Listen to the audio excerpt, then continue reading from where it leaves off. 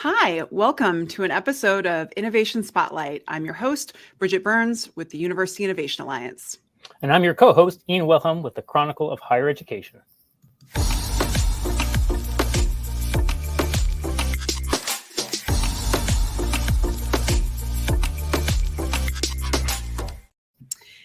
Each week, Ian and I are going to team up to bring you conversations with thought leaders and innovators and those who are kind of changing the game so that you can be able to learn insights and perspectives that help you in your work as you try and advance innovation on your campus and try and improve outcomes for student success. So Innovation Spotlight is a show designed to elevate the cutting edge ideas, interventions, and innovators that we think are helping shape the future of higher ed.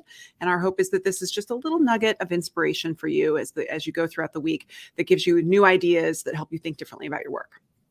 Later, we're going to hear from Peter Temes, the president of the Institute for Innovation in Large Organization, which is a national community of practice that the UIA is part of.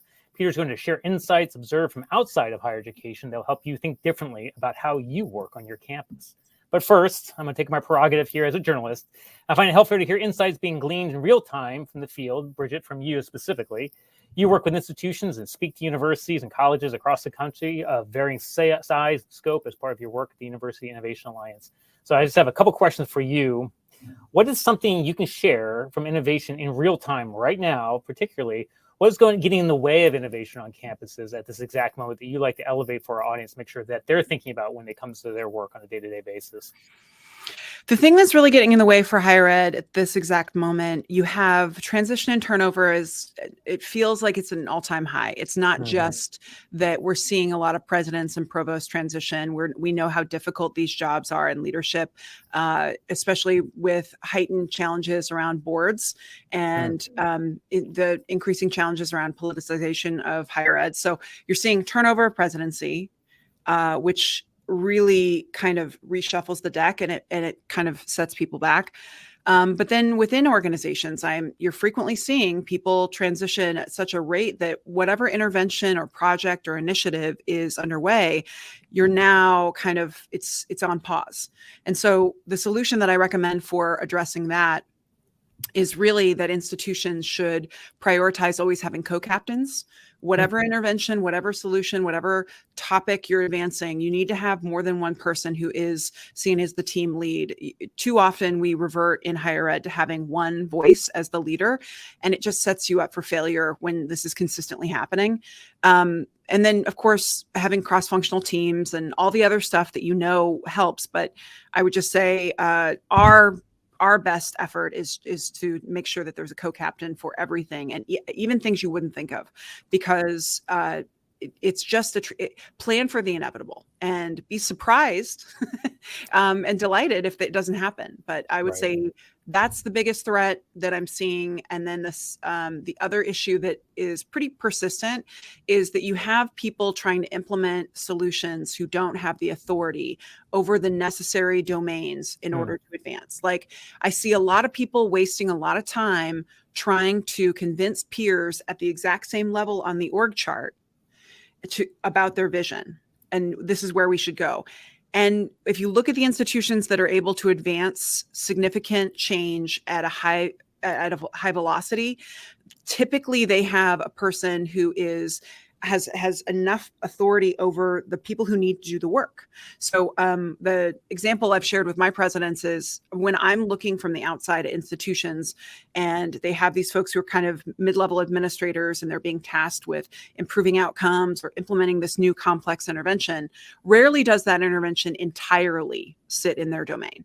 Most of the time it touches other departments, and it looks like a foosball table, and you have like one of the players in the center trying to advance down the ball down the foosball table. It's difficult. You have to actually, there's other people involved and you can't control it. And so it's one of the reasons that we see the pace of change being so slow. So I would say deputizing someone with the level of authority necessary to implement is super helpful.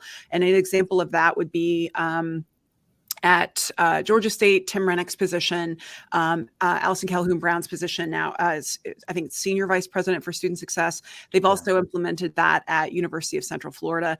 That is a position that has enough authority that whatever topic around student success needs to be implemented, the things that pertain to that thing report to that person so they can direct it and they can advance. It's not perfect. None of these solutions around innovation are going to be a silver bullet, but I just want to offer these as an idea so that you can look at your org chart and ask yourself whether or not your people are truly set up to advance innovation, or if you're kind of hoping. And also if you're planning for transition, or if you're consistently being surprised by it. All right, so if redundancy in those staffing positions, because we've got the staffing crisis, making sure people have the authority to make the changes that you're asking for, and then making sure you're aware of the foosball table, right? Yeah. Making sure you've got the foosball, enough hands on the foosball table to move the ball down the field. I like that. I think I might steal that analogy for an article or two. So what is something you're seeing and noticing in the field that makes a difference for supporting innovation right now? What are folks getting right? I'm seeing institutions really prioritize how they are going to treat new ideas. That really matters to me when I'm looking from the outside. I'm always trying to figure out, what does this place think about innovation? What does it think about new ideas? And frequently, there isn't a lot of thought. There's just kind of an assumption that, okay, we're doing a new thing, so we're just going to do that new thing. But there needs to be intentionality in terms of, what is your protocol when we're about to do a new thing? How do we have a brainstorm session? Do we talk about it? Do we use yes and? Do we set up co-captains? Do we whiteboard it? New ideas are babies. They deserve to be treated with care and until they become like fully formed. And when interventions are coming in from the outside, you have to really set them up. So, making sure that you have all the people who are going to have to work on this thing in the room, instead of people being later informed and then you're surprised that they're not bought in. So a process that is consistently what this institution believes, this is what we do when we do a new thing. And there are different examples that I can share, but I would just say briefly, one thing that's top of mind recently is just an extreme investment in project management and onboarding support at a campus. So we've seen that at Arizona State. Lots and lots of project managers take that very seriously. As a result, you have practitioners who are the expert, but they can actually get a project manager to help them implement the new idea. They also had something called University Initiatives, which was like an idea playground where they kind of prototype and pressure test new things before they go out into the institution. In general, whatever the strategy is for your campus, you should just spend some time in reflection thinking about, what do we think happens with new ideas at this place? What is possible? What are the impediments that have happened in the past? Where do we think new ideas come from? And how could we set ourselves up so that we had an easier time executing and implementing? And make sure those ideas, they should bubble up from your own people, right? But I would say it's an important conversation to have. And the campuses who get it right spend time and energy thinking about a protocol or process for how they're going to set new ideas up and interventions up for success. So that's the thing I would say to get right now. Yeah, treat those new ideas like newborns. I like that idea. And certainly we'll get to more of those examples, I'm sure, in future episodes of Innovation Spotlight. So thanks for those insights, Bridget. Appreciate those. But now let's turn to our guest today, who's going to give us more insights. This is Peter Temes from the Institute for Innovation in Large Organizations. Hello. Welcome, Peter. We're super excited to have you on. Always a pleasure to talk with you. So as Ian mentioned, UIA is a member of ILO, but hoping that you can share a little bit of context for the folks at home about what ILO kind of is trying to do, because from our perspective, it's super helpful to learn from other spaces. And I feel like that's something that you do exceptionally well. But as we go into this conversation, I think it's helpful for people to understand why does he understand all these things?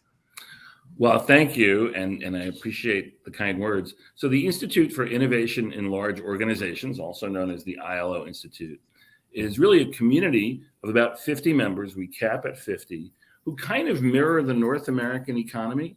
So, we've got a couple of big hotel chains, we've got a couple of big technology companies, a couple of significant universities, health systems. We get together about 40 times a year in different cities, mixing up some of our current members with very smart, interesting people helping to lead innovation in large organizations and other organizations. We spend a day in which I present a little bit of our research. There are some answers to questions that we keep finding and some that haven't changed for a long time. But most importantly, we get people saying, here are the challenges we're dealing with, and here's what's working now. here's what's not working, and here are some lessons we've learned. So you get that tremendous cross-fertilization, which does reflect one of the shifting best practices, one of the things that we weren't talking about 10 years ago that we talk about today, which is innovation as a matching function, which is to say there are tremendously valuable emerging solutions to emerging challenges and problems. They're happening all over the place, and matching those, connecting those is where you have a tremendous amount of value, often in the shortest amount of time. Can you give us an example of what you mean by that so that people can kind of really grasp it? Yeah, so absolutely. Some years ago, Eli Lilly, the large drug firm, was one of our members. NASA is a great organization we've had a relationship with almost from the beginning. Lilly, which is always solving these really tough kind of pure science problems, among other things, they said, look, we are building a platform to take some of our unsolved challenges from our labs that we couldn't solve, with 3,000 PhD, MD researchers, and putting this out there for the world. We think it's a platform that's valuable to everyone because it's about matching rather than going into the secret lab and just creating. We need to find other partners who can help validate this, and not only around pure science stuff. And we were privileged to be able to be at the table and help make introductions and help kind of drive the collaboration, with NASA becoming a very, very important early partner for them. So NASA began putting challenges up on that platform, saying, for example, here are the specs of the new space glove, and if we let Lockheed Martin do it, it'll cost $97 million. Who out there would like to give us a prototype? And then if we really like it, we'll invest in it, but we'll be able to procure without going through the regular procurement process, not just save money, but open up the conversation. Pardon me. It's morning here on the West Coast. Totally. Open up the conversation and learn unexpected things, even while we solve the known problem. So the role that we got to play was both through the conversation, which is, part of what higher education is all about, right? To say, we're bringing together people who are learners and teachers, not necessarily these guys and these guys, but we're all learners, we're all teachers in this beautiful space where learning comes first. We try to do that in a very focused way, both to match emerging opportunities and emerging resources, but also to create more platforms and more engines for more of that matching, right? So to me, that's a nice example. You also have a lot of organizations we work with. Another good example, look at what happened during COVID. You had all kinds of large organizations saying, here's a vital challenge we have to adapt to right now if we're going to keep operating under these uncertain conditions. Who in our organization should be in charge of this? Who in our organization should be in charge of that? You don't have time to do the research, write the job description, and do a hiring process against what you think you know about the right kind of profile to do that leadership. Instead, what you saw a lot was we have 10 different candidate mini organizations inside our firm. We're going to have to match those challenges against, or those resources against these challenges, right? So you have the kind of inefficiency that most organizations don't usually like, which was very productive. The inefficiency was, instead of the right person doing the right job, we're going to have lots of people doing the same job at the same time quickly on a fast cycle to discover where the match really is. So figuring out ways to make those engines for matching resources and challenges without needing to go through a global crisis, without needing to spend a tremendous amount of money on it. That's one of the things that we talk about and that we advise our firms on today. All right. Can you share, unless Ian, you feel free to jump in. I was just wondering if you could share the biggest challenge you're observing around innovation in large organizations that you think, you heard a little bit about what I'm seeing in higher ed, but I'm just curious about what we can learn from the challenges happening in other sectors right now. Yeah, it's interesting that point about matching. That's something that's relatively new. It's a function of being able to do that better because of new inexpensive communications technologies and lots of data. But the biggest lesson is still the fundamental that hasn't changed since we started doing this work 18 years ago. And that's this idea of systematically lowering the cost of failure. So if you look, you were just talking about ASU, you could look at other universities that have, a deserved reputation for being positive innovators. Certainly in the private sector, you see the same, perhaps even more so. The big organizations that are better over time at doing new things and making them work are almost never more likely to succeed in a single iteration, which is to say, I've got the light bulb, maybe I'm a student, maybe I'm a cafeteria worker, maybe I'm a professor or a dean. Here's an idea. How do I test it? If I test it slowly and I invest a lot in the testing, it turns out it tends not to be more likely to succeed anyway, but it's more expensive to succeed. It has a high cost of failure once I make the test long and slow and very, very deliberate. If I can say, okay, look, we have lots of tools for testing. Let's test fast and look for an early signal in a way that has low cost in terms of money, low cost in terms of time, low cost in terms of impact on current relationships and reputation, and low cost in terms of impact on the people inside the organization who might or might not want to volunteer to try to help. If you keep those costs low, you'll see lots of experimenting going on without harm being done when those experiments fail. In fact, with positives, lots of learning. And you'll see what looks like a much higher kind of batting average, because the world doesn't see most of those little mini experiments, and you probably need to be careful that the world doesn't see them. The world just sees the first things that come to market and say, boy, these guys seem to get it right most of the time. Nobody gets it right most of the time. Those who seem to usually are very intentional about lowering the cost of failure. So figuring out how to do that is key. Oop, Ian, I think you're on mute. I unmuted you, sorry. Thanks, Bridget. Peter, I was going to jump in there because I want to pick up on that point about the idea of failure. We've heard about the importance of it from different sectors, and I think higher ed does struggle with that a lot. And I just wonder, from the folks who may be listening who are may manage a small team, they may not have the ability to change the culture of the administration, but it starts with that small team. And I've heard you talk a little bit about this. What are the incentives you think? How can they kind of make sure they can start to experiment just in that small area, because then it potentially can bubble up? Yeah, well, small teams can be really, really effective at this, partly because one of the most fun ways to learn from failure is to learn from other people's failures, right? Mm-hmm. So when you have the constraints where you say, man, I wish I had 12 people I could have work on this for the next month. I can't.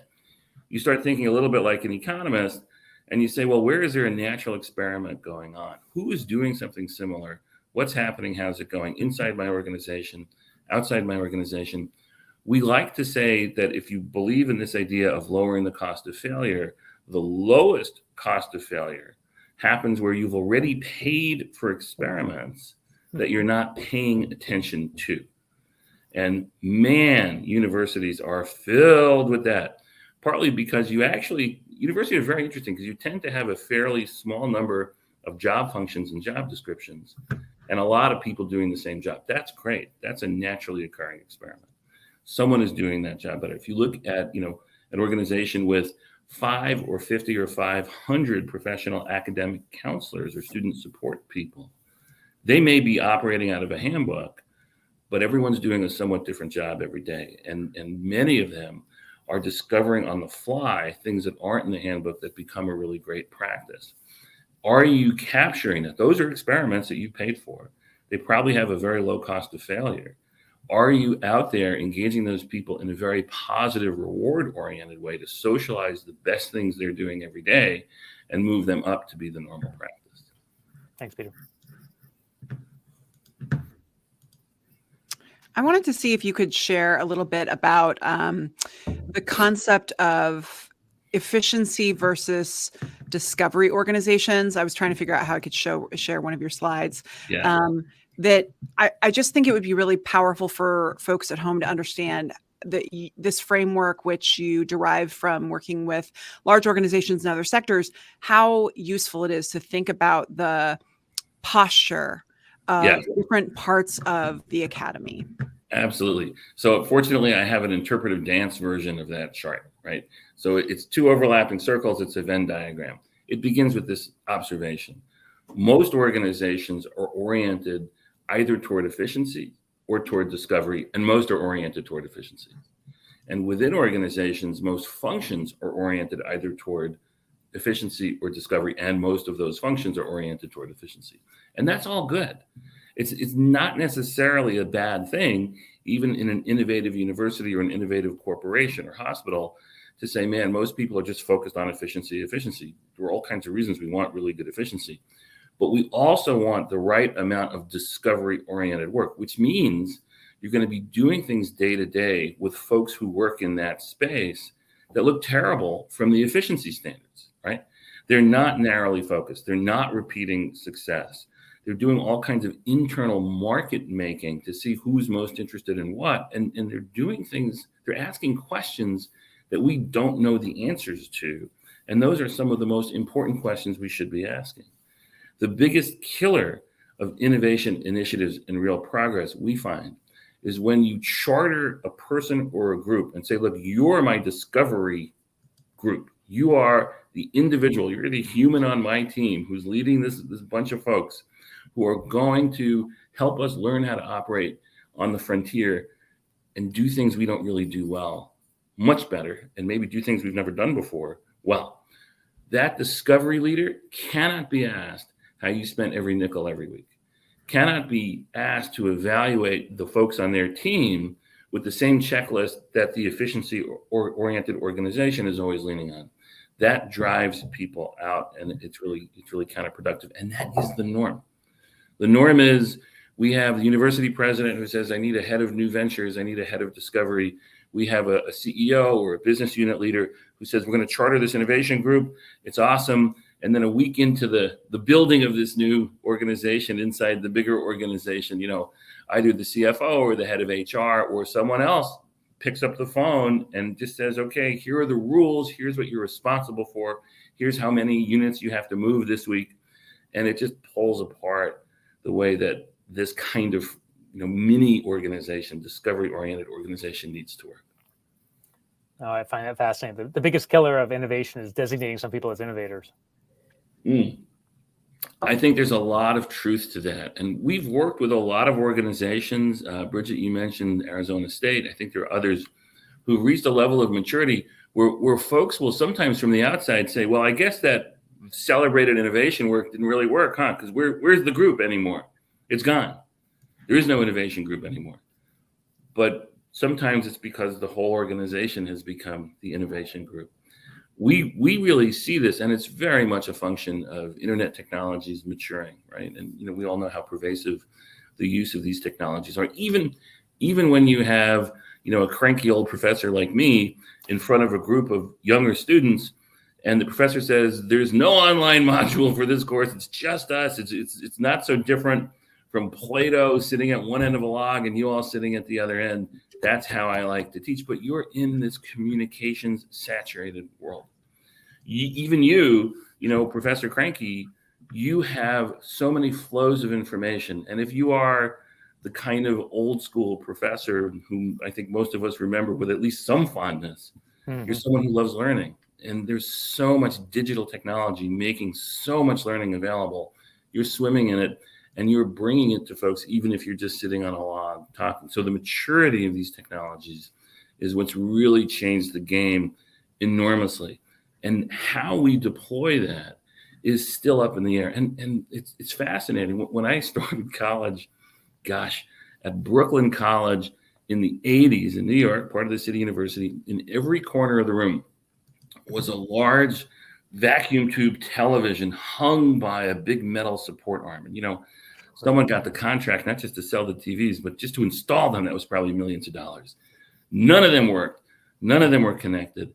This was part of the new wave of technology that would revolutionize higher education, video-based learning. And what you can observe is that these were interim technologies. This was an investment in the hardware before we understood what the learning function was. This was an investment from the plan down to the folks, and the folks who were sitting in that room potentially watching had not been asked or observed or given the positive experimental status to say, well, here's how I would use this tool if I could flip around the TV. And even that, I'm just saying casually, if I could flip around the TV, those TVs were not built to be flipped around. They were built to be one-way communications devices. Unfortunately, a lot of higher ed, by no means all of it, traditionally has been about that one-way communication, especially with undergraduates. And now we're in this multi-directional communications world, which is a beautiful thing. Nobody knows the right way to do this next week or next month. So virtually all of the kind of learning we do has to have those elements of discovery. And let me specifically speak to this example that's emerging in real time right now. We've been reading a lot about how Chat GPT is changing the game of college instruction. Ian, in your very fine journal, I recently picked up the virtual version, and the headline was, "Universities must change fundamentally because of Chat GPT." And again, for me as a teacher, I'm like, well, thank God. It's taken long enough. Chat GPT is not tearing down good things in higher ed. It's challenging the way that a professor can say, I want 7 pages on this topic that answers these 3 questions, and my graduate teaching assistants will read them and grade them. How good an assessment of learning can that be? If you're telling me that because we now have this issue that ChatGPT might impersonate a B- student brilliantly, what I'm going to have to do as a professor is say, okay, Ian, okay, Bridget, we're going to talk for 15 minutes about the Iliad or about molecular transformation under certain conditions. And you're going to get an A if you can show me that you've really learned what this stuff is about. That is beautiful.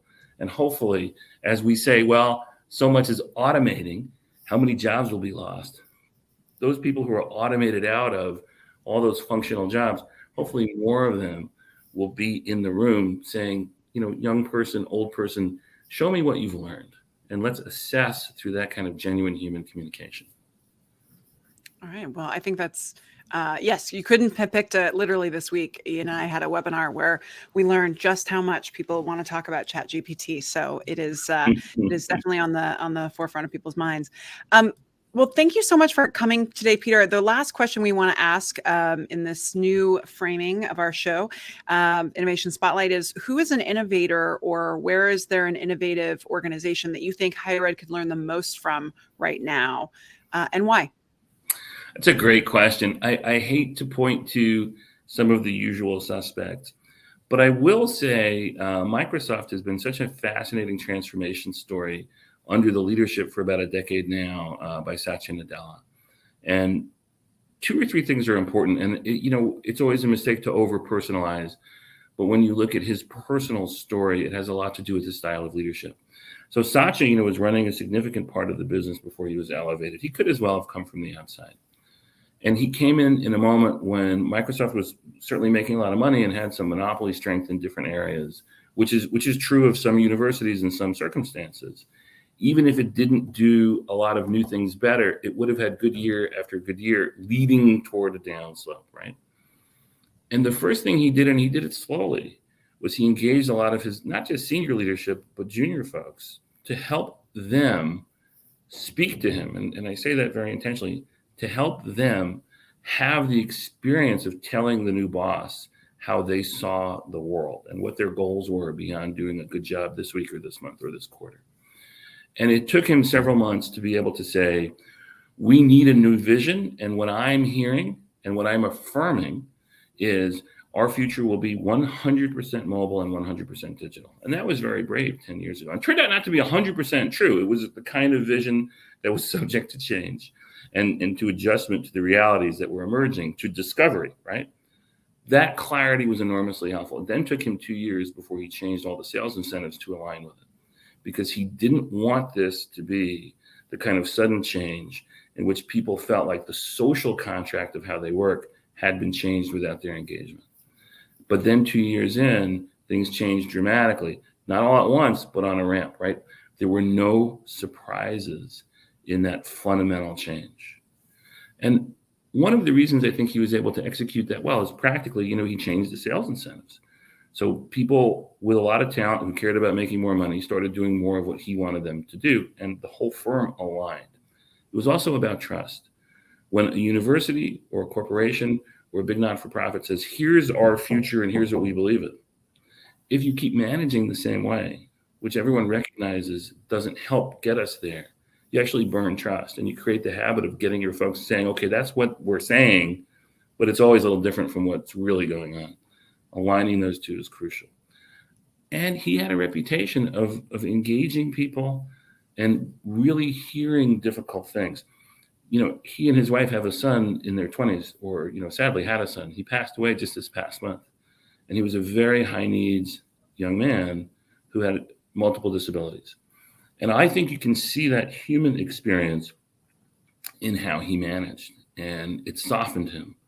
It made him both a hard-charging, numbers-oriented leader and a very humane person who balanced that efficiency and that discovery in ways that reflected the kind of humility that makes leaders stronger. So I think he's the first example I would point to. That's great. Well, I think it's a super helpful kind of tidbit for folks to consider in terms of not just analyzing the context of the scenario, the company, the organization, but also the leader and their personal approach and their backstory. It all affects how you lead. It also affects whether or not innovation is something that is just possible or something that's going to actually end up happening. So thank you so much, Peter. I wanted to share for folks at home.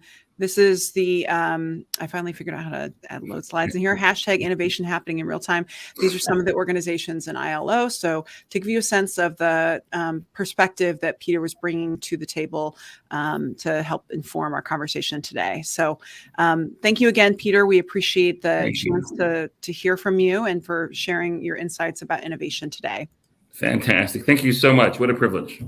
And thank you, Peter. And thanks to everybody at home who's watching this. We do hope to share more insights like Peter's for future sessions. And we also want to hear from all of you, even if you're a self-described Professor Cranky, like Peter described. We want to hear from you as well and to kind of hear what are the challenges on innovation on your campus so we can best find you some solutions, perhaps, to how you can move forward in this time. The audio version of this episode will be available on the Innovating Together podcast. And thanks for being an excellent co-host for our first time, Ian. We'll look forward to seeing you all for our next episode of Innovation Spotlight.